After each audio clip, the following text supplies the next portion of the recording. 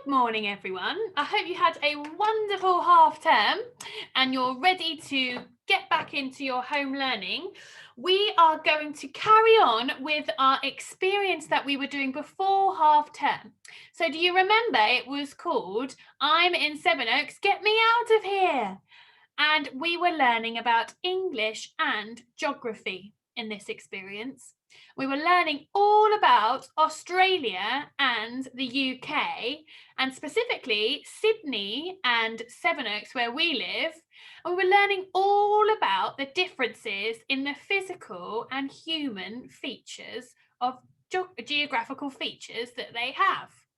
And so far, we have learnt all about the physical features of Sydney in Australia and Sevenoaks in the United Kingdom. And we have also learnt about the weather and the climates of both. And we're going to use that knowledge and more knowledge that we learn about both places to write a letter to a child in a school in Sydney, Australia, to show off all of our letter writing skills and all of our geography knowledge we've learnt about both countries and places. So we're going to have to rewind our brains and think back today for when we were learning about formal and informal letters. So I'm going to share my screen with you so you can see today's PowerPoint. So it is an English lesson that we are doing today in our experience. And our learning objective is to understand the differences between formal and informal letters. So we're in our understanding stage.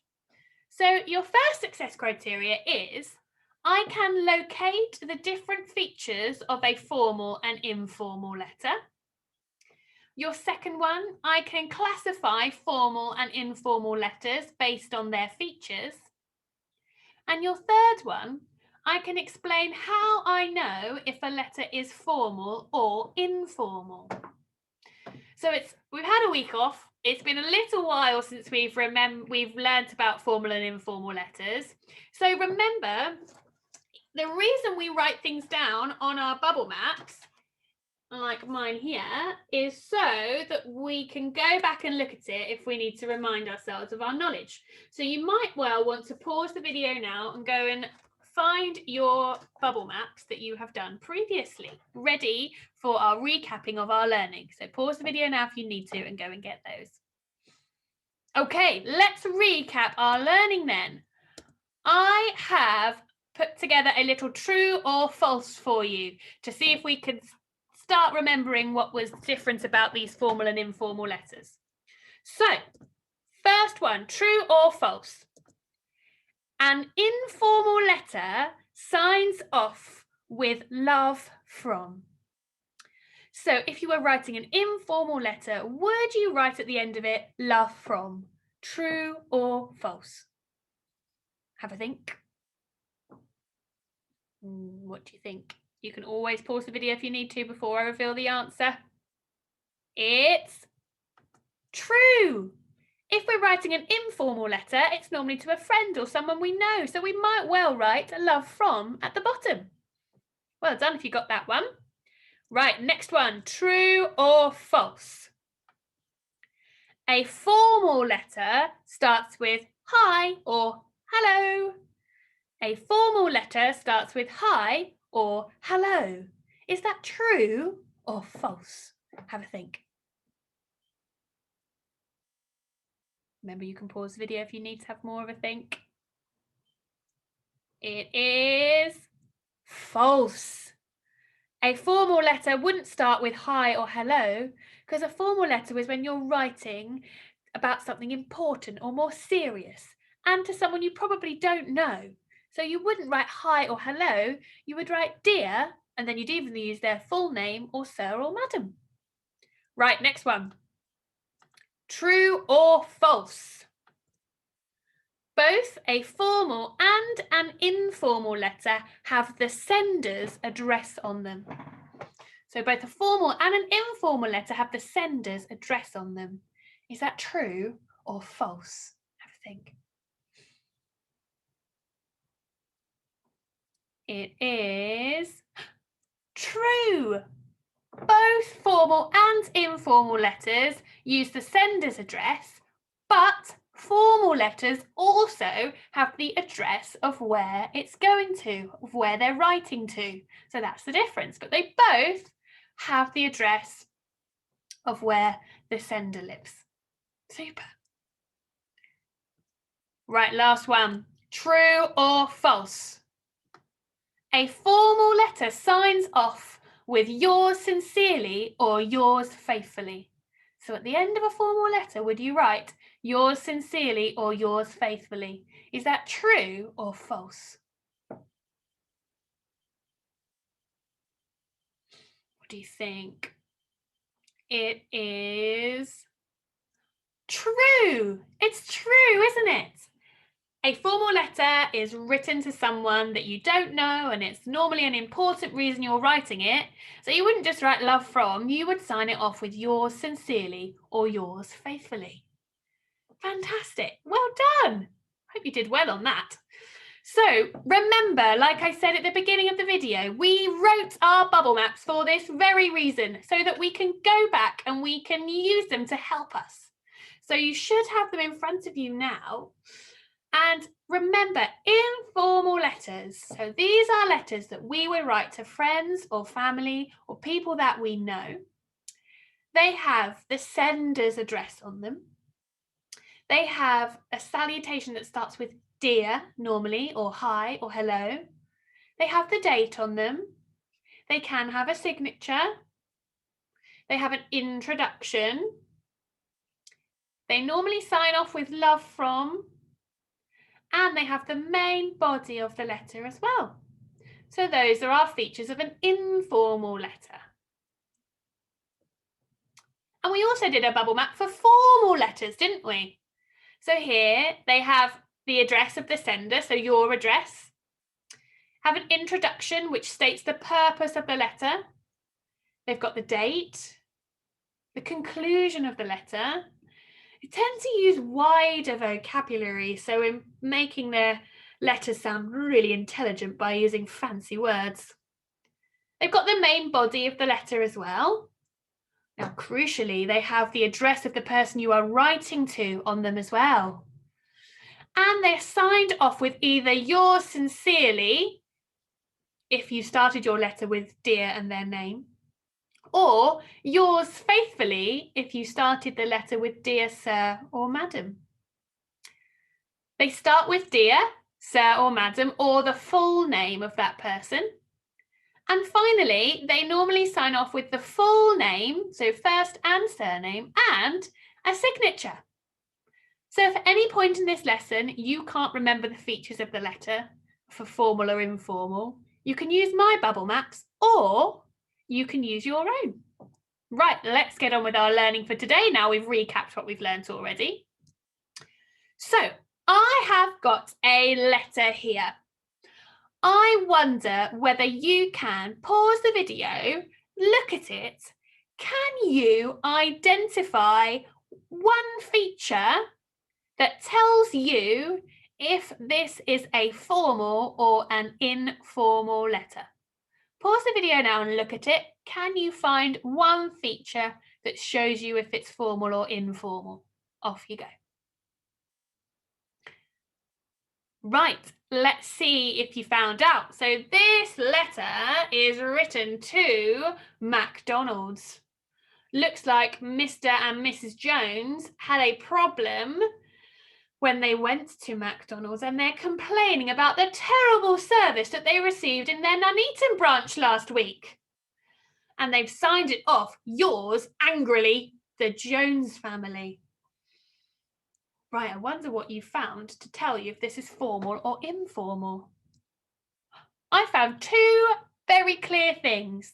The first was that it has the address of McDonald's.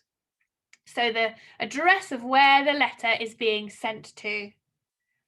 And it's signed yours something. In this case, they've not used sincerely or faithfully. They've used angrily to really get their point across. So I was able to tell, because of these two things, that this is a formal letter. Okay, let's have a look at another one together. have a look at this letter. I want you to pause the video in a second. Can you find one feature to this letter that tells you if it's formal or informal? Off you go, pause the video now. Oh, I wonder what you found. So this is a letter from someone called Jenny. Love Jenny. And it's dear someone called Mary. I think they might be friends because this person is explaining about their new home. They've got to a lovely new house and they're telling them all about their new house and where they're living now. So I wonder if you managed to find any features that told you if this was formal or informal. I found that it only had the sender's address on it. So there wasn't an address to the person who's receiving it. It's just the person who sent it, Jenny's. And it signs off with love, Jenny. Doesn't use yours sincerely or yours faithfully. So that tells me that this is an informal letter. And it's written between two friends. Okay, right. Now it's time for your task. Can you pause the video and draw yourself a table that looks like this? In one column, you've got formal letter, and in one column, you've got informal letter. Pause the video now and draw yourself a table to be ready for your next task. Off you go. Okay, so your task is on the class page. There is a set of letters.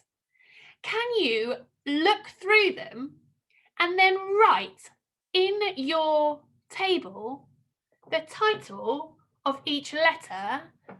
And if you think it's a formal letter, you would put the title of the letter in the formal column.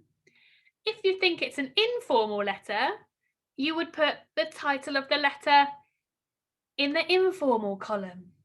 So, can you please have a go at that now? And I'll give you a clue. There's 3 of each. So have a go at sorting them. Pause the video now. Off you go. Right, shall we find out if you were right? So, of all our letters, I put in my formal letter column the complaint letter about a restaurant. That was quite serious, wasn't it? It was a very serious letter, the letter of complaint. And that went in the formal letter one. There was also a letter inquiring or asking about school accommodation. And that was also formal. The person writing that didn't know who they were writing to.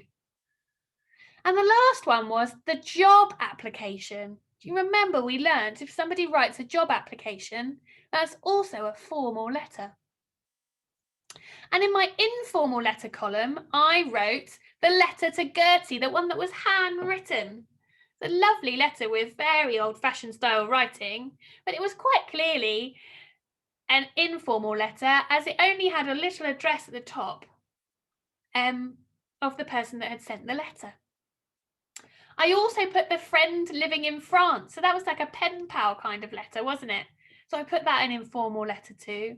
And lastly, the letter to a friend from Sam. I put that in informal letter as well. I wonder if you got them all right. If you need to change any of them, then you can just do that now. Super. Right, let's move on.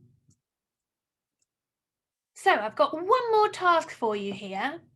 I would like you now, of those example letters you've just been using, I would like you to choose one of them and then write a couple of sentences explaining how you know if that letter is a formal or an informal letter. So pick one of the example letters and write an explanation, just 1 or 2 sentences of how you know that's a formal or an informal letter. Let me show you my example. So I chose the job application letter and I've written, I know that the job application letter is a formal letter because it has the person receiving the letter's address. It also starts Dear Sir and is signed Yours Sincerely.